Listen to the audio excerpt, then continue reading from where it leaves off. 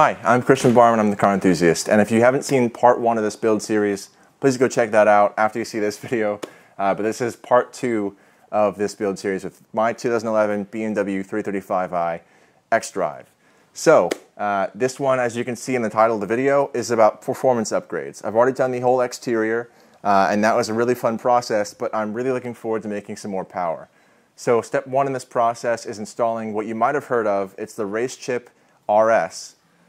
You've probably heard of the RaceChip GTS more so on YouTube because a lot of YouTubers want that max power from their cars, but I'm not like most YouTubers and I want my car to be reliable. So here's the RaceChip RS, and it promises 60 horsepower and 63 foot-pounds of torque, which brings it up to 360 horsepower, give or take, and 363 foot-pounds of torque. That's based on adding those numbers to the claimed horsepower and torque figures from BMW. So let's just go ahead and get started.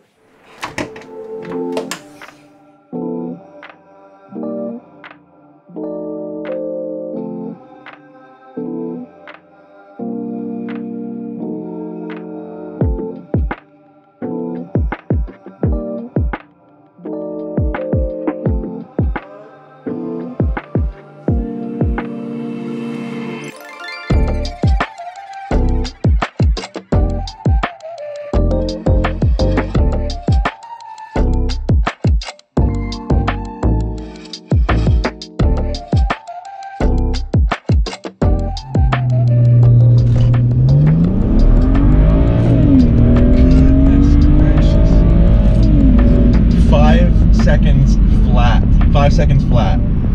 All right, so I just took my car to B&B Muffler here in Louisville, Texas, to get the new setup.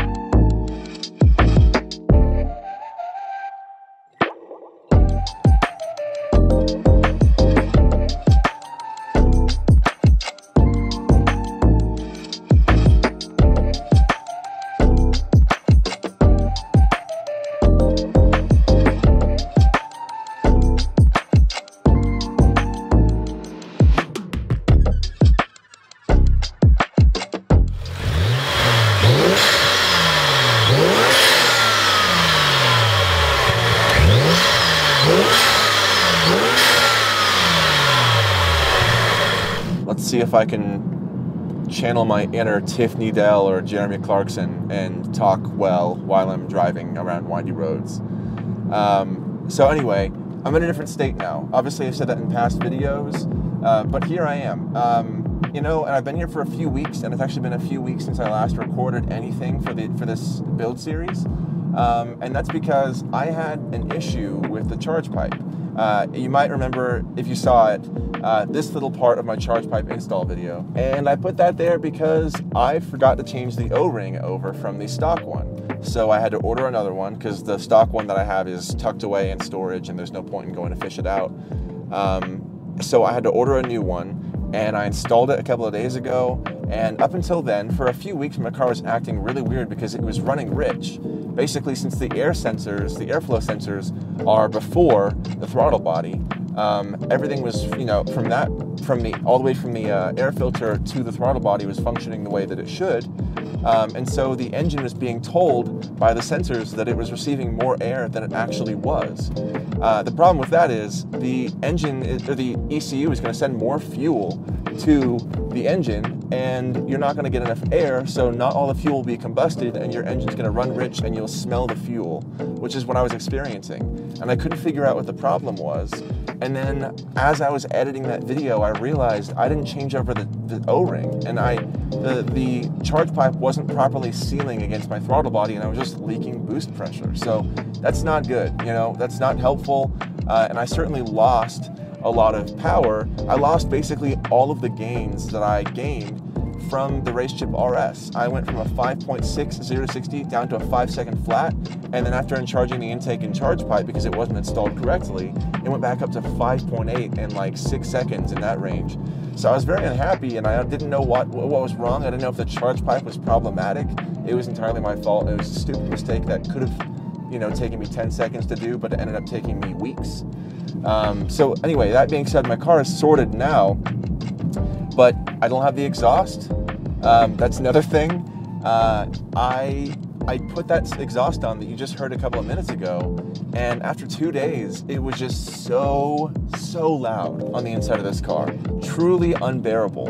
And I don't want to say, I don't want to sound like I'm whining over, you know, obviously when you get an upgraded exhaust, it's going to sound louder in the car. But it was so bad. I mean, seriously, I didn't even let my wife ride in the car with me because it would have been unbearable. And we have a dog, and he would have been whining the whole time because it was so, I couldn't even hear myself think. So I had that changed back to stock exhausts, or stock mufflers rather, and I've come to appreciate them. I really like the sound that they made. I always just wanted them to be a little bit louder, but the S-type Borla mufflers were not the answer. So for now, I'm just gonna keep them stock because I'm enjoying it, frankly. It's nice and comfortable on the road. But yeah, so now that you know, I've done all of these gains, there's only really 2 differences. Well, 3. RaceChip RS, intake and charge pipe. The intake and charge pipe are really just the intake system. But once I've upgraded those 3 things, now I want to test 0 to 60. So let's go ahead and do that. So I just want to establish some differences between my previous tests and my test today. So when I was in Texas, I was at 600 feet elevation, and today I'm at about 5,000 feet elevation. So that's a pretty big difference, and that changes the air density, right? So the higher up you are, the less dense the air is, and effectively less horsepower your car actually has. Combustion engines love denser air, especially turbochargers. Forced induction prefers denser air because the denser the air, the more fuel can be sent into your engine, the bigger explosion, the more power you make, etc.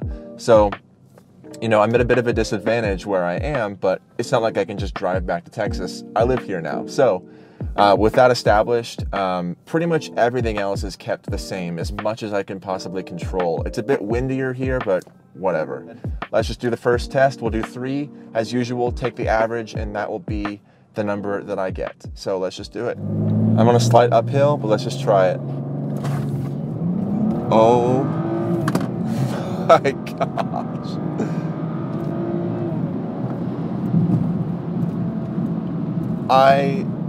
I lost traction, so that hasn't happened before. It is all-wheel drive, and the all-wheel drive system doesn't disengage and turn into rear-wheel drive until you're above 90 miles an hour. So that was an all-wheel drive launch, and I lost traction. So it was 6.1 seconds, but that's certainly, you know, the fastest feeling for a launch that I've had.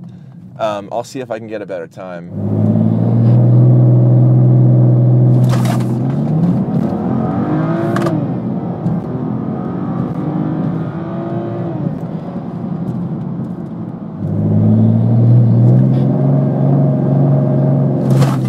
Holy mackerel.